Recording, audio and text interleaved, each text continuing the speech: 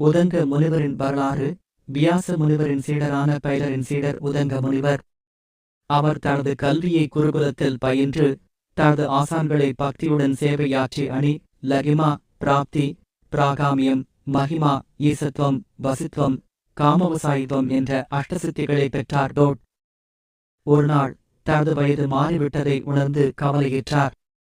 அதை ஆசானிடம் கூற ஆசான் அவரை ஆறுதல் கூறி தனது மகளை கல்யாணம் செய்து தருவதாக உறுதியளித்தார். ஆனால் உதங்க முனிவர் குருதட்சணையாக ஏதாவது வழங்க வேண்டுமென எண்ணினார். அப்போது அவரது ஆசானின் மனைவி பௌஷ்ய மகாராஜாவின் மனைவியின் குண்டலங்களை செவிப்பொட்டிகள் குருதட்சணையாக கொண்டு வர வேண்டும் என்று கூறினார். உதங்க முனிவர் அதற்கு சம்மதித்து பௌஷ்ய மகாராஜாவை சந்திக்க புறப்பட்டார். பௌஷ்ய மகாராஜாவிடம் குண்டலங்களை வேண்டுதல். உதங்க முனிவர் பௌஷ்ய மகாராஜாவை சந்தித்து, நான் என் ஆசான் மனைவிக்காக குண்டலங்களை கொண்டு வர வேண்டும், தயவு செய்து அவற்றை வழங்குங்கள் என்று கேட்டார். மகாராஜா, நீ என் மகாராணியிடம் சென்று கேட்டால் அவை கிடைக்கும் என்று கூறினார். ஆனால் உதங்க முனிவர் அரசமனைக்குச் சென்றபோது மகாராணி அவருக்கு தெரியவில்லை. மறுபடியும் ராஜாவிடம் சென்று, உங்கள் மகாராணி எனக்கு தெரியவில்லை, தயவு செய்து நீங்களே குண்டலங்களை கொடுக்குமாறு கூறுங்கள் என்றார். அப்போது ராஜா, அவள் ஒரு மகா பக்திவிரதையானவள், அவளை பார்க்கும் முன் நீர் பூரண சுத்தமாக இருக்க வேண்டும் என்றார்.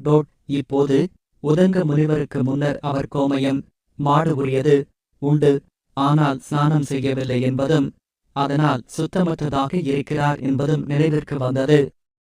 அவர் உடனே கையில் நீர் கொண்டு ஸ்நானம் செய்துவிட்டு மீண்டும் சென்றபோது மகாராணி அவருக்கு தெரிய வந்தாள். அப்போது மகாராணி உதங்க முனிவருக்கு குண்டலங்களை வழங்கி, இந்த குண்டலங்களை தக்ஷகன் நாகராஜா அபகரிக்க பார்க்கிறான், அவன் பார்வைக்கு விழாமல் காத்துக்கொள் என்று எச்சரித்தார்.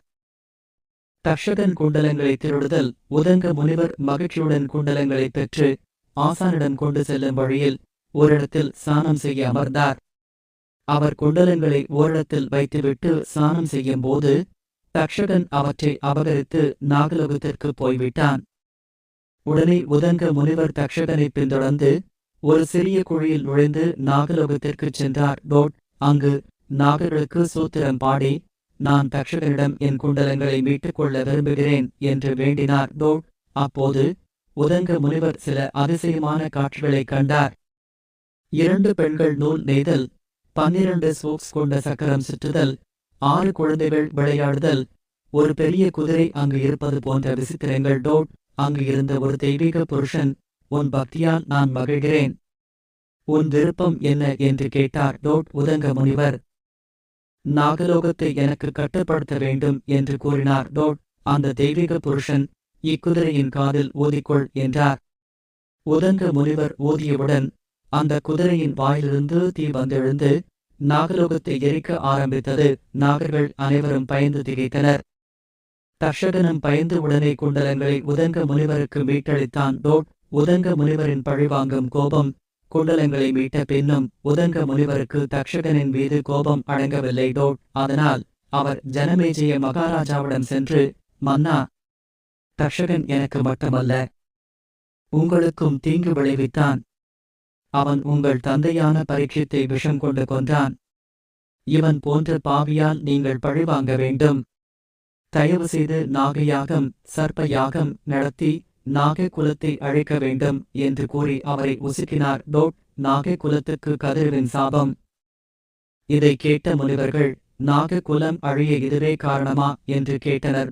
அதற்கு சூதர் கூறினார், இல்லை, இதற்கு வேறொரு காரணம் உள்ளது. நாக குலத்துக்கு கதிரவின் சாபம் காரணம். அந்த சாபத்தினால் நாகர்கள் நாசமாகப் போகிறார்கள். ஆனால் ஒரு காலத்தில் ஆதிக முனிவர் வந்து இந்த யாகத்தை நிறுத்திய கதையை நான் கூறுவேன்.